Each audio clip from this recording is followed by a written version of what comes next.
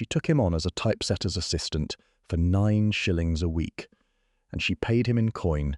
She counted twice because 9 shillings was the difference between keeping the press and losing it. And she did not know she was paying an earl. That was the thing nobody in Dunmore would believe afterward. That Cecily Vane, daughter of a dead printer, widow of another, ink under her nails and a ledger that did not balance, had looked at Alistair Kendrick and seen nothing but a man who claimed he could set type, that she had hired him on the strength of 2 sentences and a pair of hands that looked, she thought, like they might manage the work. She was wrong about the hands, though she would not know that until later. What she could not have known, what no one in Dunmore could have guessed from looking at the man who arrived at the door of the Vane Press on a grey November morning, with road dust on his coat and nothing in his pockets but a folded letter of reference he had written himself, was that Alistair Kendrick owned the building the Vane Press stood in. He owned the mortgage on the building behind it, and the one on the corner, and a house in Edinburgh with 40 rooms and a staff who called him my lord into the middle distance when they addressed him. He owned 3,000 acres of Perthshire hillside and the river that ran through it. He did not own the press. That was hers. It was the only thing left that was hers, and it was killing her by inches, and he walked into it on a Tuesday and asked for work. He had given the name Alistair Kendrick, which was true, and stopped there, which was not. His full name was Alistair Kendrick, 7th Earl of Carron, and he had been the 7th Earl of Carron since he was 22 years old, which meant he had been bowed to and managed and calculated against for 11 years. And he had walked out of Carron House one morning in October, because a man who has spent his entire life being the reason other people perform begins, in the quiet hours, to wonder if there is anything in him worth performing for. Cecily did not wonder about any of this. She looked at him. She looked at her press. She looked at the 9 shillings she would need to give him, and she said, "Can you set 12-point Caslon without a gauge?" He said yes.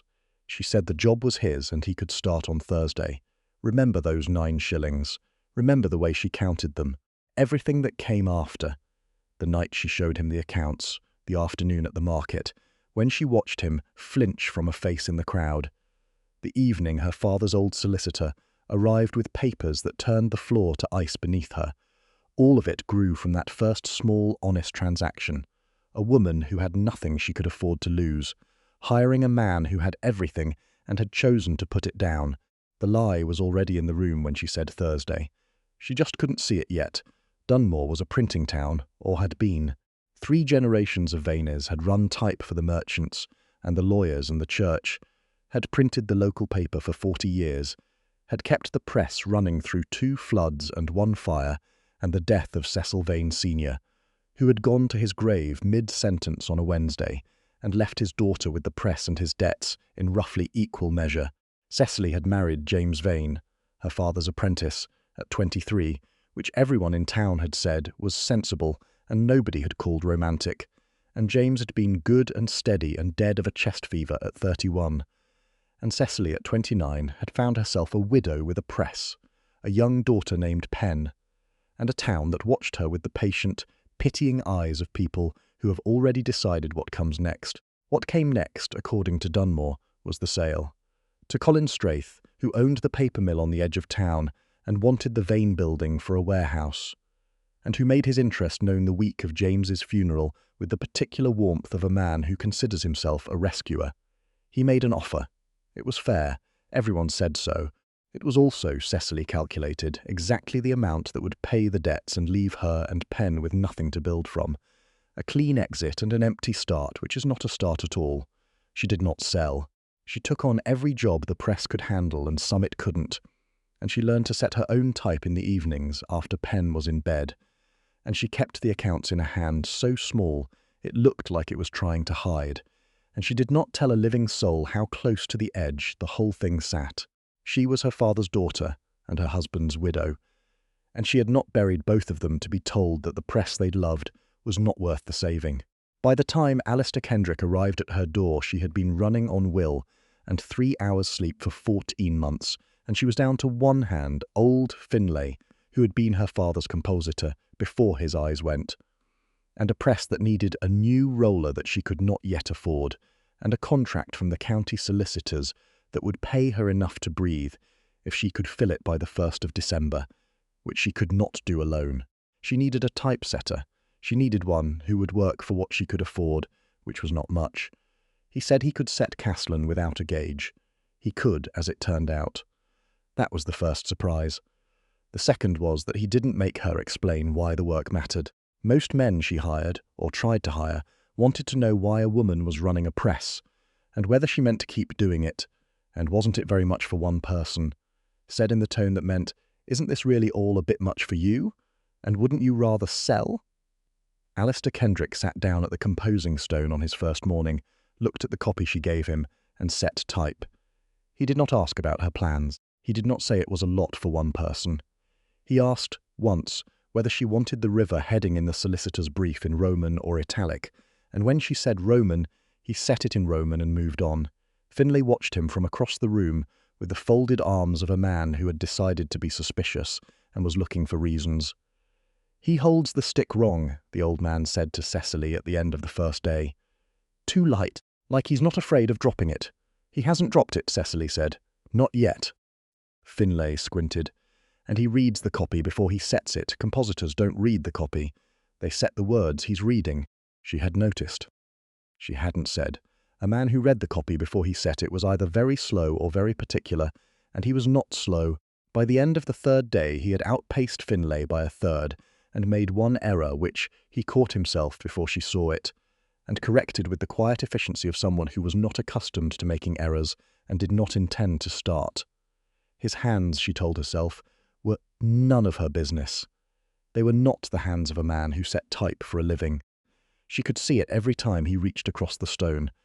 The way the skin sat smooth in the wrong places, caul used in none of the right ones. Working hands went rough at the fingertips and the heel of the palm.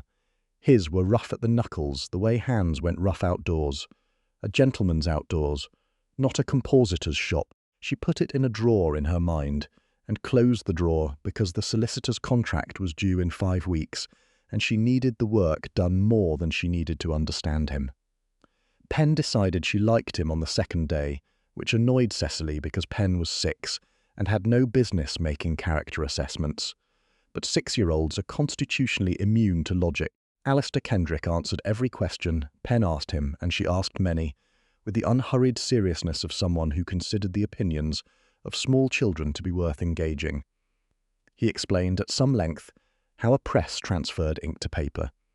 He showed her how to set a single letter in the stick without smudging. He told her when she asked that yes, he had seen the sea, and yes, there were very large fish in it, and he described 2 of them in sufficient detail to occupy Penn through dinner and halfway through her bath.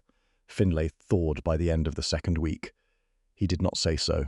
He started leaving the kettle on when Alistair arrived in the morning, and once when he thought no one was watching. Cecily saw the old man lean across the composing stone and show the younger ones something about the rhythm of the work, a small correction made man to man, and Alistair accepted it without performance, just nodded and adjusted, and moved on, and Finlay went back to his side of the stone looking slightly less like a man preparing for war. She should have been warrior. She would think that later, turning it over. She had every reason to be wary and every tool for it. 14 months of managing alone had sharpened her judgment until it cut. She knew when a tradesman was padding a bill, when a client was going to be slow on payment, when a man was telling her something true, and when he was telling her what he thought she wanted. She had built the whole of the past 14 months on that sharpness, and she had filed him in a drawer and shut it, because she needed the contract filled, and because some part of her, the part that had been running on will and 3 hours' sleep and no warmth at all, had felt, in the first week of November, something she did not name, ease. It was small.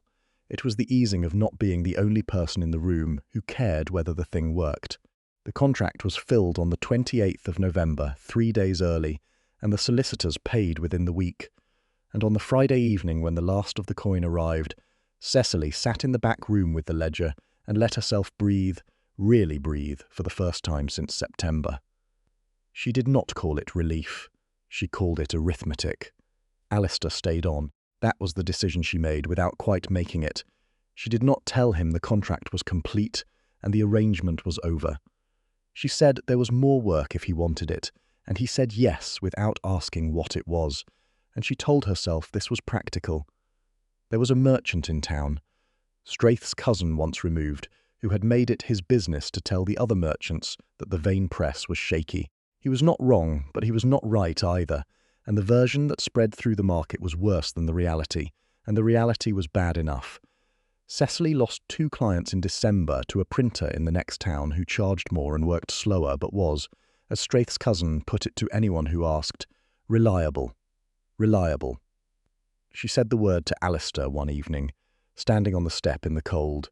She had not meant to say it aloud. She meant to go back inside and go home. "He means solvent," Alistair said. He leaned against the door frame with his coat on and his breath clouding in the January air.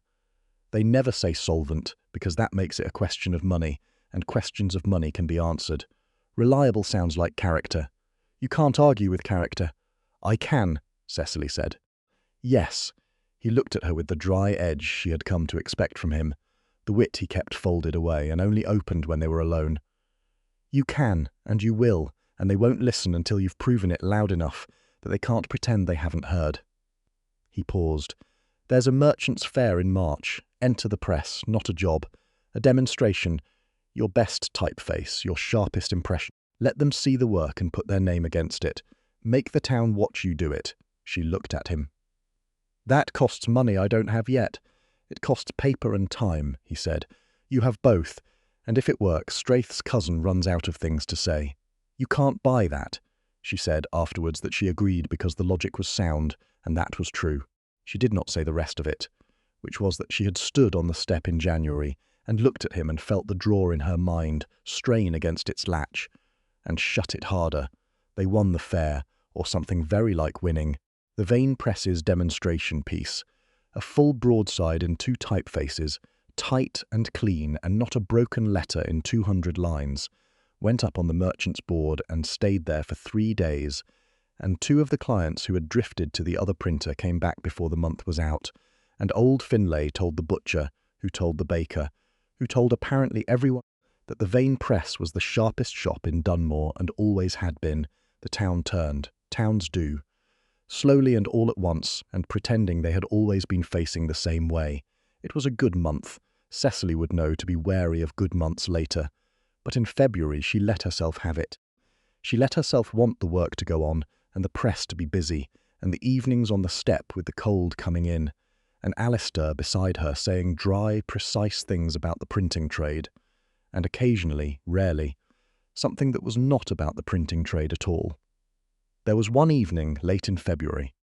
Pen had been at her grandmother's, and the press was quiet, and Cecily had been working by lamplight long past when she should have stopped, correcting page proofs for a law firm in Edinburgh, and she heard him at the door and said, "Come in," without looking up. And he came in and sat without being invited, and for 20 minutes neither of them said anything while she worked, and he read her father's old trade catalogues, and it was the most comfortable 20 minutes she had passed in 2 years, and she did not examine why. She looked up at last and found him watching her with an expression she could not quite read. "You do that," she said, "sometimes. Look at something like you're trying to memorize it. Occupational hazard," he said, too lightly, and looked back at the catalogue. She let it go. She had got very good at letting things go. The man who came to the market in March and made Alistair go still across the room was a gentleman in a brown coat with a walking stick and the look of someone who was in Dunmore on business and found the whole town faintly puzzling. He stood at the edge of the merchant's fair with his hands behind his back and his eyes moving through the crowd, and when they found Alistair they stopped. Cecily saw it.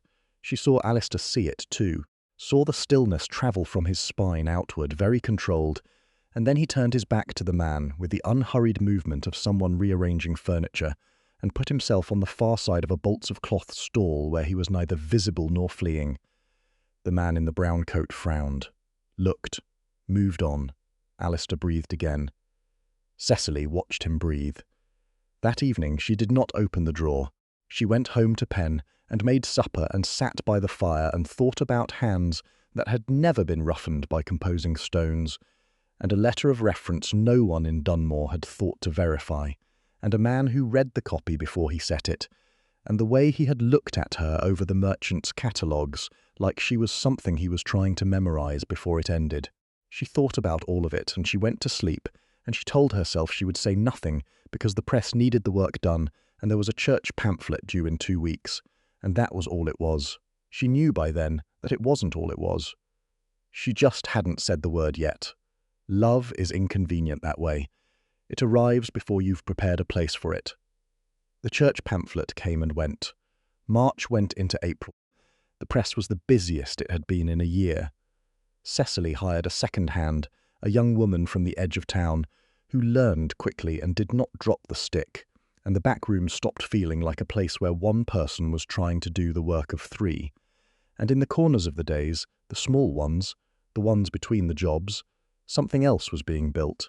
Out of shared suppers pen strong-armed them both into, out of arguments about leading and kerning that went on 20 minutes longer than they needed to, out of the one afternoon Alistair spent on a ladder fixing a beam in the back room that she had been meaning to fix since October, and that Finlay's knees would not allow, and fell off the ladder, not badly, and sat on the floor with the expression of a man who had forgotten that ladders could do that. And Cecily laughed until the tears came, and he looked up at her from the floor, and smiled, really smiled, with no dry edge to it at all, and it was the best moment of a very good spring, and she did not know until later what it cost him. Here is the thing Cecily could not see from the floor of her print shop. Alistair Kendrick had been the Earl of Carron since he was 22, and in those 11 years, every smile he had produced for a room had been a calculation. People smiled at his jokes because he was an earl, and he knew it. They arranged themselves toward him and said the right things and thought the right thoughts, very visibly, where he could see them doing it. He had been engaged once, briefly, to a young woman from a good family who had been very kind to him and married a viscount the following year and sent him a letter that managed, in 3 careful paragraphs, to be both an apology and a verdict. He had not tried again. He had gone to his estates and managed them well and appeared at the required occasions and felt, underneath all of it, the specific loneliness of a man who could fill every room he entered and empty them of anything that mattered. Then a woman in a printing town in the south of Scotland had looked at his hands for exactly 3 seconds, decided they were not her business, and given him the job. She had not wanted anything from him. She did not know there was anything to want. She wanted the type set correctly, and the work done on time, and the roller not wasted on bad impressions. And when he gave her those things, she said, "Good," and moved on. And it was the first time since he was 21 years old that someone had wanted what he actually had to offer rather than what he was. He should have told her by April. He knew it even then. Every day the truth waited, the harder its landing would be. But every day he did not tell her was another day of being wanted for the right thing, and he was not strong enough to push back from it. He had been hungry for a very long time. It was the night she showed him the books that the lie put down its roots. She had been managing the accounts alone. That was the rule she had kept since James died. The accounts were hers, and the state of them was hers, and she would not show them to anyone, because to show them would be to let someone else inside the thing she was holding together, and the whole structure depended on no one looking at it too closely. She had kept that rule for 2 years. She broke it on a Tuesday in April, because she had found something in the ledger that afternoon that she could not work out alone, and she was too tired to pretend she wasn't frightened. And when he came into the back room and found her at the table with the book spread open, and her hands flat on the pages as though she could hold the numbers still, he did not say a useless thing. He pulled up the other chair and said, "Tell me what you're looking at." After a long moment, she turned the books around and let him see. The problem was Straith. Colin Straith, the man who had wanted to buy the press after James died, who had been quietly, consistently, legally sabotaging her credit for 2 years. The figure she had found was small, a discrepancy in a payment routed through a middleman, but when she traced it back, and Alistair traced it forward, the pattern was there. Straith held a note against the building, a note her father had signed in a bad year, at terms that allowed for early recall at the lender's discretion. The discretion clause, 3 words in a line her father had signed without reading closely enough, and Straith had been sitting on it for 4 years, like a man who knows the hand he's holding and is waiting for the right pot. "He can call it," Cecily said. Her voice was flat. She had made it flat on purpose. "Not immediately, but the quarter day in June. If he decides the press isn't creditworthy, which he will, because he's the one making it not creditworthy, he can call the full amount." "How much?" she told him. He did not flinch. He looked at the figure with the expression of a man running arithmetic. And the arithmetic he was running, she would understand much later, was the one that calculated how quietly he could make the problem disappear. "I've never shown those numbers to anyone," she said, when the silence had gone on long enough. "I don't know why I showed them to you." "Because you already knew I'd have found them eventually," he said, "and because you're tired of being the only one who sees it. Those are both good reasons." And then he said something else. He said it slowly, like a man who had been careful with words for 11 years, and was, just this once, choosing not to be.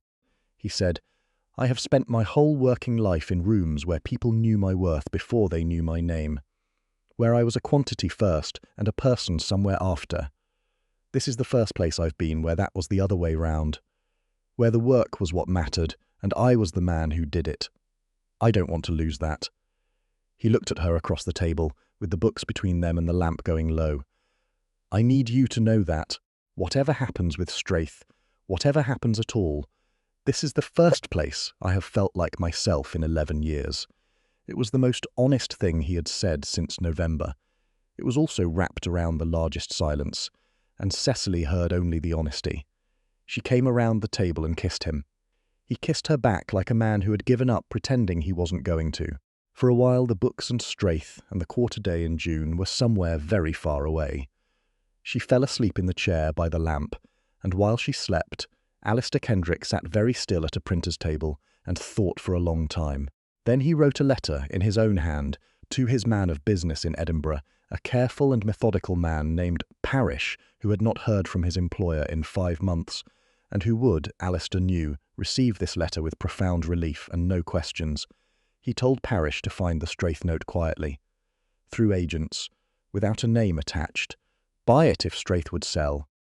If not, find the counterparty that could apply enough pressure to make Straith reconsider his timeline. Do not use my name. Do not leave a trail that leads to Karen. Tell me when it's done." He sealed the letter. He looked at the seal, the Karen crest pressed in wax from the ring he still wore on his right hand, because he had forgotten, in the warmth of the evening, to put it away. And he thought, in the satisfaction and the closeness and the strange peace of the back room, that no one in a printing town in the south of Scotland would know a Perthshire earl's crest from any other man's seal. He was wrong about that. There was a woman who ran the post in Dunmore who had a sister in Perth, and the sister had been in service. And the sister knew heraldry the way some people know faces, which is to say, on sight, without thinking, without meaning to. The letter got to Edinburgh. That was not the problem. The problem was the letter the woman at the post mentioned to her husband, who mentioned it to his brother, who mentioned it to Colin Straith. Straith was not a stupid man. A stupid man does not hold 4 years of patience while a property he wants sits just out of reach. An anonymous buyer moving on the Straith note meant the note was worth more than he had thought, and rather than sell a thing that suddenly looked valuable, he moved to use it. The letter that came to the press on a Thursday morning in May was very correct and very pleasant and very legal, and it called the note in full by the 1st of June. It cited the discretion clause. It expressed its regrets in the last sentence, and the regrets were as sincere as a man's can be when he is very pleased with himself. Cecily read it, standing in the press room with the morning light coming through the window and the smell of ink in the air, and she read it twice, because the first time she did not quite believe it. "He can't," she said. "He can," Finlay said from behind her. His voice was grey. "The clause holds. We checked it in February, you and I. We said it might come to this." Pen was in the corner with a piece of type she wasn't supposed to touch, watching her mother's face with the particular attention of a child who is learning that the world contains things that can make adults afraid. "I'll find the money," Alistair said. He said it too quickly.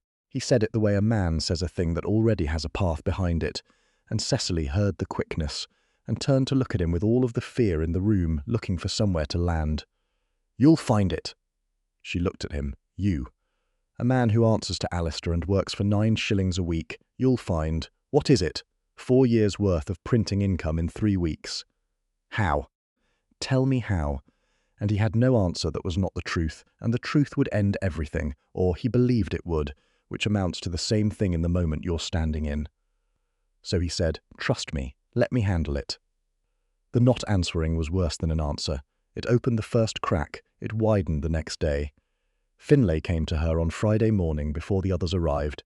He would not look at her directly, which was how she knew it was serious, because Finlay had looked her father in the eye through worse than this. "There's a thing I need to say," the old man said, "and I need to say it once, and then be done with it, because I've been in this press since before you were born, and I won't watch it go wrong without saying." He told her about the post, about the seal, about a crest he had not recognised and had drawn from the postmistress's description and taken on a Wednesday afternoon, to a man in town who knew such things, who had told him, "That's a Scottish earldom. Perthshire, maybe, or Angus. Old house. Can't say which without seeing the ring itself." Cecily sat down. She did not sit down because her legs failed her. She sat down because she needed to think clearly, and she could not think clearly while she was also standing. She sat in her father's chair at the compositor's stone, and looked at the block of type Finlay had set that morning, all the letters in their order, making words out of nothing, and she thought about a man who held the type stick wrong and read the copy before he set it, and flinched from a stranger at a merchant's fair. The drawer opened all at once. The hands, the flinch, the way he spoke when he was tired and stopped managing it, the vowels sitting up very straight, the educated man under the working man's coat, the letter he had written and sealed with a crest. The "I'll find the money" said too fast. Each thing alone she had explained or not explained, or decided not to care about. All of them together made a shape. She did not know yet what name the shape had.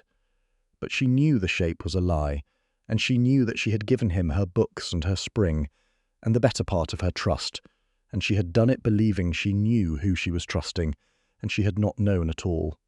She confronted him that evening, after Finlay had gone home, and Penn was with the neighbour, and the press was quiet. She did it the way she did everything that mattered, directly without softening it first. "There's a crest on your seal," she said. "Finlay saw it. Tell me who you are." He stood very still. She watched him weigh it.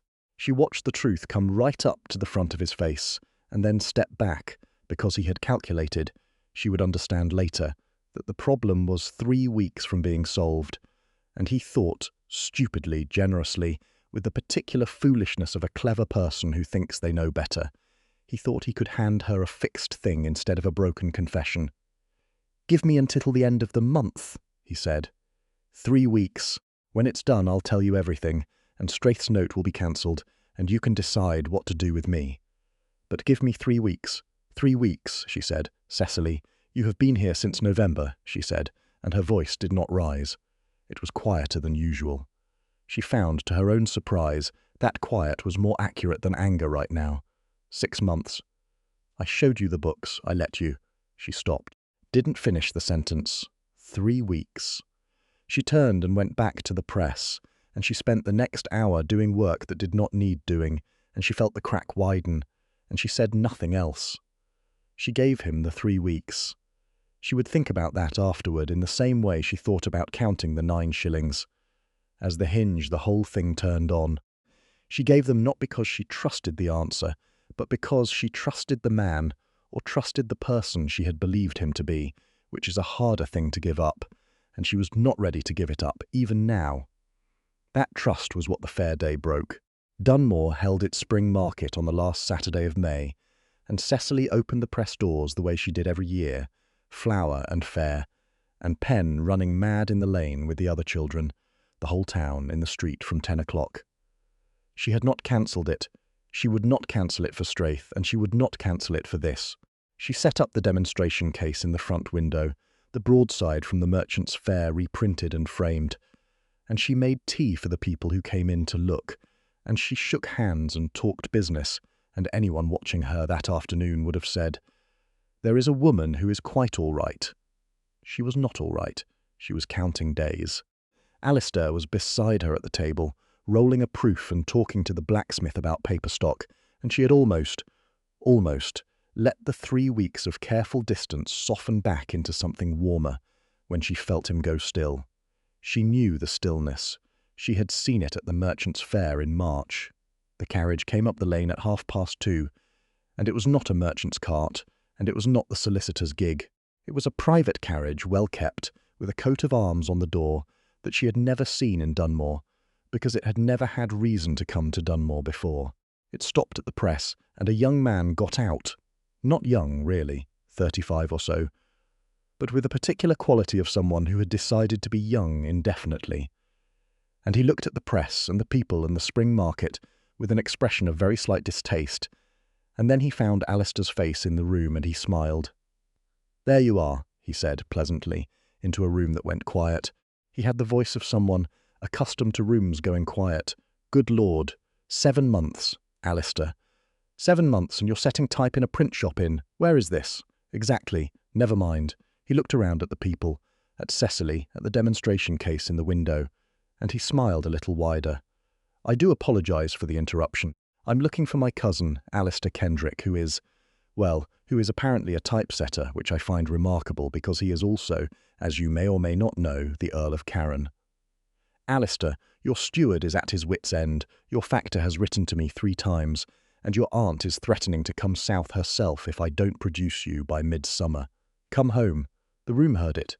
Cecily heard it. She turned to look at Alistair the way you turn towards something when you want someone beside you to share your bafflement. And she saw his face, and she did not need any more words. He stood among the proof sheets with flour dust on his cuffs, his face open in a way she had never seen it, stripped of the dry, careful edge, just dread, just her name, almost, at the back of his eyes. He was not looking at his cousin. He was looking at her. "The Earl of Carron," the cousin continued pleasantly, warming to the room. He found her specifically then, looked at her the way you look at a fact that is mildly amusing.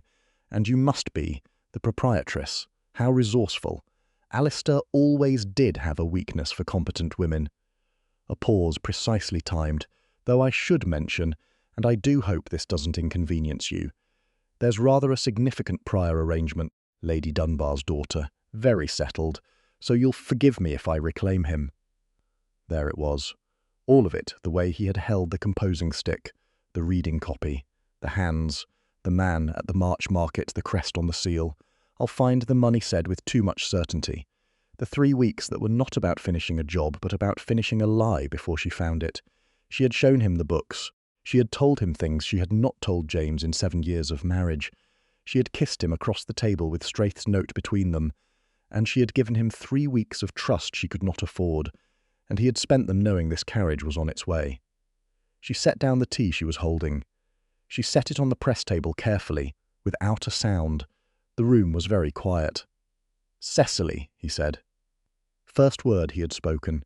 His voice was not the careful voice. It was a wreck of a voice. "Is it true?" She kept her eyes on the window, on the broadside in the frame, the clean lines she had fought for. "Don't explain anything yet, just that. Are you the Earl of Carron?" A pause, then, "Yes. And you knew about the Straith note, all of it, because you read the books at my table?" "Yes. And the sealed letters were to your man in Edinburgh to deal with it using your money?" Silence. "Yes." She turned and looked at him then. She looked at him for a long moment, and he held it. He did not look away, and he did not try to explain. And to his credit later, she would say that he gave her the truth plainly when she asked for it, and that it cost him, and she could see that it cost him. "You have a carriage," she said, "and a cousin and an arrangement with Lady Dunbar's daughter. There is nothing here for you but ink and 9 shillings a week, and I think we both know now what you were doing with both." She did not raise her voice. She was very precise. "Take your arrangement and your carriage. Don't come back to the press. If you ever meant anything true this winter, you'll go. That's the only thing I'm asking." The cousin made a satisfied gesture toward the carriage door. Alistair looked at her for one more moment. "You're owed the truth," he said low for her only. "Not now. Not with him here and everyone watching you hold it together. You deserve better than this. But you'll have it, and when you have it, nothing he said will be what you think it is." He looked at the cousin with an expression the cousin apparently recognized, because the smile slipped. "I'm going because she asked me to," he said. "Write that down, Miles. Not because you came." And he went out the door and past the carriage, not into it, past it on foot the way he had come in November, with the same poor coat over his arm and nothing in his pockets but what he had arrived with. 7 months, and he walked out of Dunmore the way he had walked in, and the carriage had to turn itself around and follow him down the lane. Cecily stood at his arm until every last wheel had gone quiet. Then she went to the back room, sat in her father's chair, and wept. The town, having learned there was an EARL to reprice, set about repricing everyone connected to him, which meant Cecily. The versions multiplied. She had known from the beginning and said nothing for the social advancement. She had known from the beginning and was a fool. She hadn't known and was a different kind of fool. None of the versions were kind. She let them run. She did not have room for them. She had room for the press and for pen and for the note that came due at the 1st of June, which was still coming due regardless of EARLs. Except that it wasn't. She got the letter from the solicitor on a Monday morning in the 2nd week of June, and it told her, in the formal language of a man who is mildly confused about what he is reporting, that the note had been retired. Paid in full by an anonymous party through an Edinburgh firm, completed the week prior, and Straith had accepted the settlement and released the mortgage, and the building and the press and the water rights attached to the building were hers outright. Hers, clear of debt, clear of Straith. She sat at the compositor's stone with the letter in her hands and felt, not relief, fury. "He thinks he can buy it back," she said to Finlay when she could. "He thinks he can pay off Straith with his great man's money and call it square. He thinks he thinks I'm an account to be settled." She put the letter down. "I'd send it back if there was anyone to send it back to. I'd rather have Straith breathing down my neck than—" She stopped, breathed, than be bought. Finlay, who was old and had seen many things, said nothing. He set type. After a while, she set type beside him. The woman came on a Tuesday, and she came on foot, which was the first thing Cecily noticed, because the quality of her coat said she could have come in a carriage if she'd wanted to. She was past 60, with Alistair's exact brow line and none of his patience, and she walked into the press room and looked at Cecily and said, "So you're the printer who sent my nephew away. Good. I'd have thought less of you if you hadn't. Now find me a chair. My feet are killing me, and you and I are going to have a conversation you won't thank me for, but will probably need." Her name was Augusta. She was the late Earl's sister, Alistair's only aunt, and within 10 minutes Cecily understood that she was the only person in his whole constructed life who had ever known him straight. She drank tea and looked at Cecily over the rim of the cup, with eyes that had spent 60 years deciding what to think of people, and then she set down the cup and said, "My nephew's cousin told you there was an arrangement, a settled thing, Lady Dunbar's daughter." "He did," Cecily said. "Miles told you that because Miles had spent 4 months engineering it, and because it would benefit Miles considerably if Alistair married money he could manage." Augusta set down the cup. "There is no arrangement. There was a scheme. Alistair refused it the week he left here. Refused it to Miles's face in Perth, and told him to dissolve the thing entirely. Told him he would lose the earldom, the house, the entire estate before he married to order." She paused. "He has gone home to Karen to face the consequences of that refusal, which are not small, alone, rather than, as Miles put it, drag a printer's widow into a Scottish peerage scandal she had not asked for. He paid your debt and refused a fortune and is currently managing his steward single-handedly in a house with 40 rooms, and he has told no one why. That is the man you sent down the lane." Cecily sat with the tea going cold. "There's more," Augusta said more quietly. "The Edinburgh firm that bought your note. Alistair instructed Parish to act 4 weeks before Miles arrived, 4 weeks before there was any lie to undo, when he was still Alistair the typesetter to you, when you still thought he had 9 shillings and a coat. He was not buying back your goodwill. He did not believe you would ever know it was him. He meant for the note to simply disappear, and for you to think Straith had turned reasonable, and for him to go on setting type for as long as you'd have him, and eventually, when he could no longer just feign to leave. Quietly, having fixed the one thing he could fix, having asked for nothing. She looked at Cecily with the expression of a woman who has run out of softening. That is not a man who was playing with you. That is a man who loved you so completely and so badly that he chose to hide it rather than cost you anything, and lost it for the hiding, and has gone home to be quietly ruined in a 40-room house rather than ask you to carry one stone of the consequence. The fire ticked.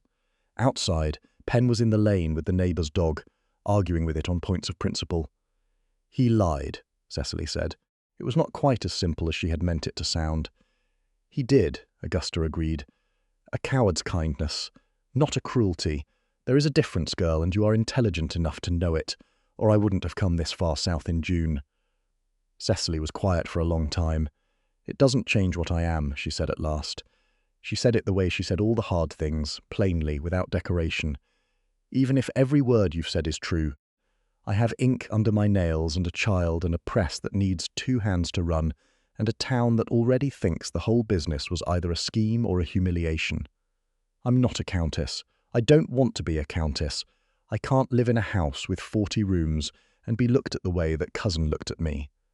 I won't be kept quietly in the country while he goes to Edinburgh for the season. I won't be a circumstance he manages. She stood. She gathered the cups. I'd rather lose him than lose myself, and I've already lost him.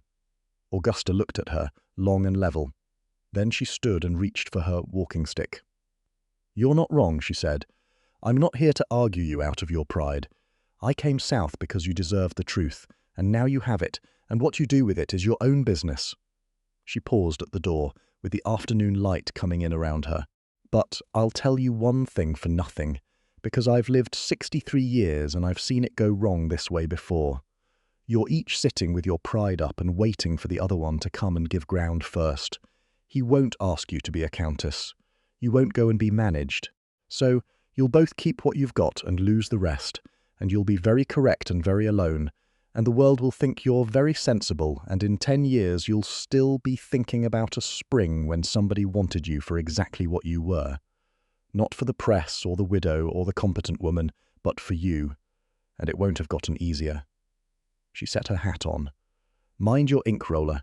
It's been running thin on the left edge for a week, and you haven't noticed because you've been too busy being miserable.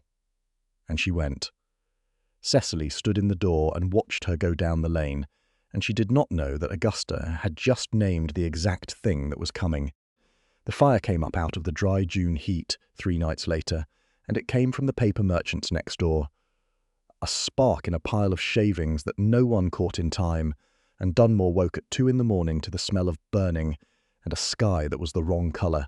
The press. It was always the press she thought of first, the way mothers think of their children.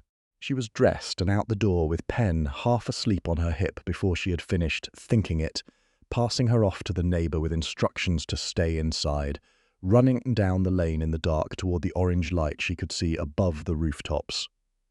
The paper merchant's was burning badly. Her press was not yet.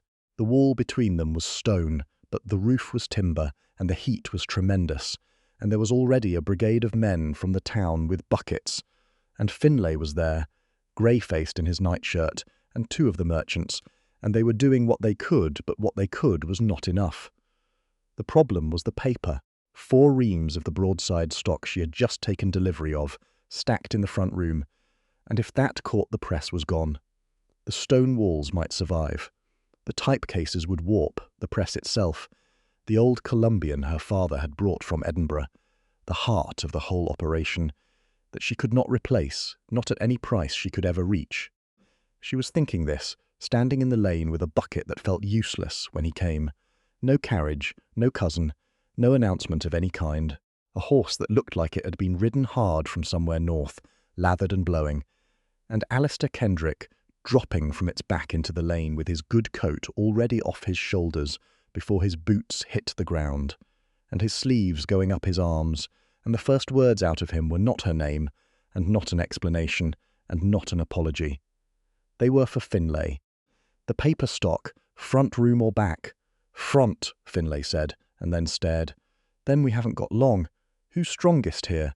He looked at the men with buckets, assessed in 4 seconds. You and you, we're moving it out the side door to the lane. Wet cloth on your faces. Let's go. He went in, she went in. Finlay went in behind them both, swearing steadily and quietly in a way that meant he was frightened and working. The next 2 hours existed outside of time, the way all burning things do. The paper moved. It moved because 4 people carried it, and because the side door was wide enough, and because Alistair knew, in a way she did not have time to question, exactly how to direct men who were afraid and keep them moving.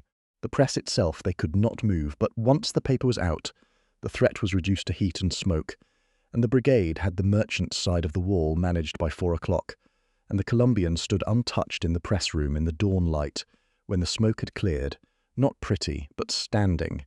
She and Alistair were in the lane as the sky went grey, smelling of smoke, covered in ash, shaking, both of them, with the particular trembling of people who have spent everything and come out the other side.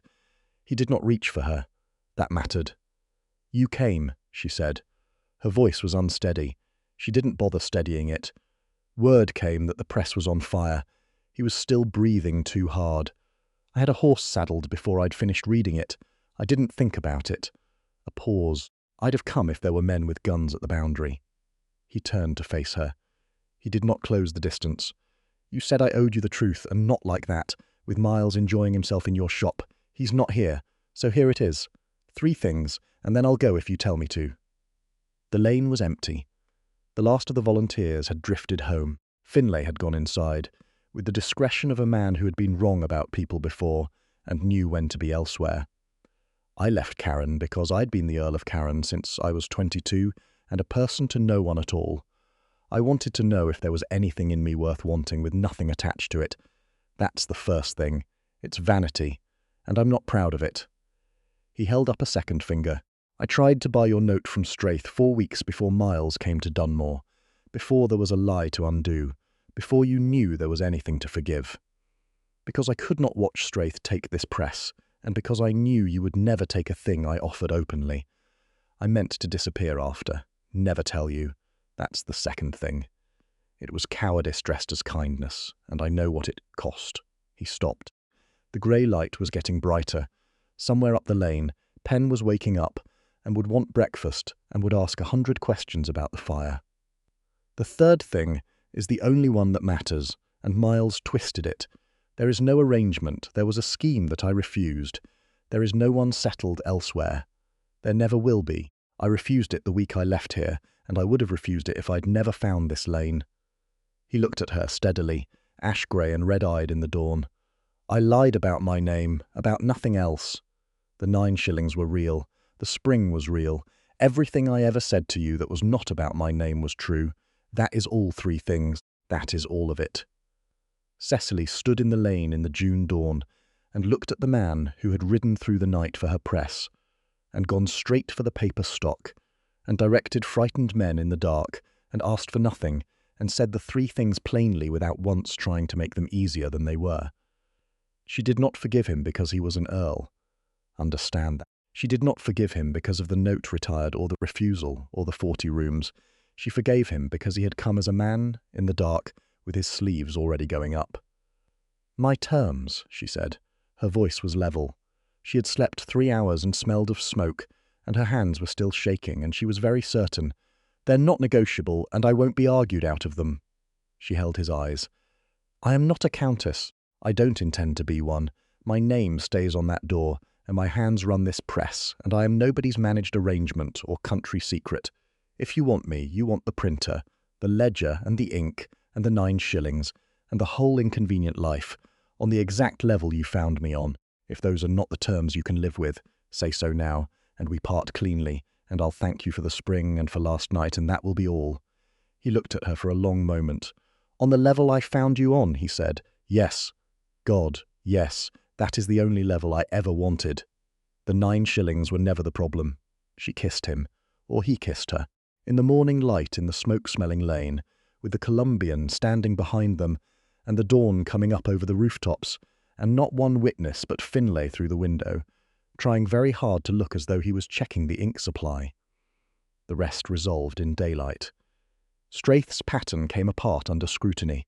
Parish, Alistair's thorough Edinburgh man of business, had spent the months of inquiry pulling every thread he could find on the note, and the thread led back to others. 3 merchants in Dunmore who had signed the same kind of clause in the same kind of bad year, and found themselves in the same kind of squeeze when Straith had decided the timing was right. It went to the sheriff court in June, documented and dated, in Straith's own hand, and it went to the county paper because Alistair knew how the county paper worked and who it listened to when a matter had to be made public. Straith's clauses were struck out, his settlements reversed, his position in the town dismantled with the patient precision of a man who knows how these things work and is no longer pretending he doesn't. He left Dunmore the following autumn, and no one came down the lane to say how hard it was for him. Miles was dealt with more quietly. The marriage scheme dissolved. Miles's access to the Carron estate accounts was revoked, and his correspondence redirected through parish. He went back to Edinburgh a thinner man, in multiple senses. Augusta came to Dunmore the following spring, not to say I told you so, though she could have, but because she had decided she liked the town, and that the press was a reasonable distance from Perth, and that Penn was a child worth knowing. She stayed 3 weeks. She found the press already running 2 hands, strong, the roller replaced, the typecases reorganised in an order Alistair had proposed and Cecily had improved upon. Penn was apprenticed informally at 8. Finlay declared this irregular, and then taught her everything he knew. She set her first clean line of Caslin at 9, and pulled her first proof at 10, and destroyed the proof immediately, because it had 2 broken letters, which Finlay said was exactly the right response, and meant she was going to be a real printer. Alistair split his time. Carron House was not neglected. It was, in fact, better managed in the 3 years after than it had been in the 5 before, because its Earl had learned something in a print shop about the difference between directing things and being present for them, and he brought that back north with him and applied it to 300 tenant families and a staff who had forgotten what a working landlord looked like. The 40 rooms got a little less empty. Augusta took up permanent residence in a wing that had been closed since his mother died. He asked her at the press, not in a ballroom. That was fitting. A late October morning, the first frost on the lane outside, Finlay already at the stone and Penn already asking questions, and he came in with his coat and his breath clouding in the cold air, and he set a proof she hadn't asked for on the composing stone, and she looked at it, and it said, in her best 12-point Caslon, she has very exacting standards for type. She has even more exacting standards for everything else. I find I can meet them, or near enough to keep trying. Would she marry me, on the terms she named, without condition or management for the whole of both our lives? She looked at the proof for a long time. It was clean, not one broken letter. The kerning on the question mark is slightly tight, she said. I know, he said. I was nervous. She looked up at him. He was looking at her with the same expression she had first seen over the merchants' catalogues in February. The one she had not been able to read, the one she now knew, was a man trying to memorize something he was afraid of losing. The answer is yes, she said, on the terms I named. All of them, all the way down. He let out a breath that had apparently been held since October. They were married in the spring, quietly, in Dunmore, at a ceremony attended by the town, by Augusta, by Finlay, who complained about the seating and then cried at the vows, and by Penn, who was the flower girl, and took the role more seriously than anyone expected, and distributed petals with the systematic precision of a girl who would one day run a very good press. The name on the door stayed Vane. That was the agreement, and it held, beneath it, in a smaller typeface, in a hand she had set herself, Vane and Kendrick, printers, Est, 1848. Alistair set type on Tuesdays when he was in Dunmore, and not because he had to, because the stone was where he had first been wanted for the right thing, and you do not easily leave a place like that. There are people in Dunmore still who will tell you she was foolish to trust him that spring. There are people who will say he was reckless to walk off away from an earldom for 9 shillings and a print shop. They are not entirely wrong. They are also not the point. The point is what Cecily Vane always said when anyone asked her, and people did ask because it was that kind of story, whether she would have done it differently. Whether she would have looked more closely at his hands in November, whether she would have opened the drawer sooner and asked the questions directly and saved them both the long way round. She said no, not because the long way round hadn't cost them. It had. Months and a fire and a town full of opinions and grief she had earned the old-fashioned way. But the long way round was also a spring that had built itself out of nothing, out of 9 shillings, and a letter set in 12-point Caslon and 2 people who had worked beside each other until the work was the real thing and the titles were the fiction. She would not unknow it. She would not have it be easier than it was. A man can be an earl and a man at the same time, she said. But you don't find out which one you're dealing with by asking. You find out by watching what he does when he thinks nobody's counting. And what he did was set the type clean, and fix the roller, and ride through the night for the press, and tell the truth in 3 plain sentences when she needed them. That was enough. That was, in the end, more than enough. The ink and the stone, and the press and the lane. These were not small things dressed up in a large story. They were the story. They were all of it.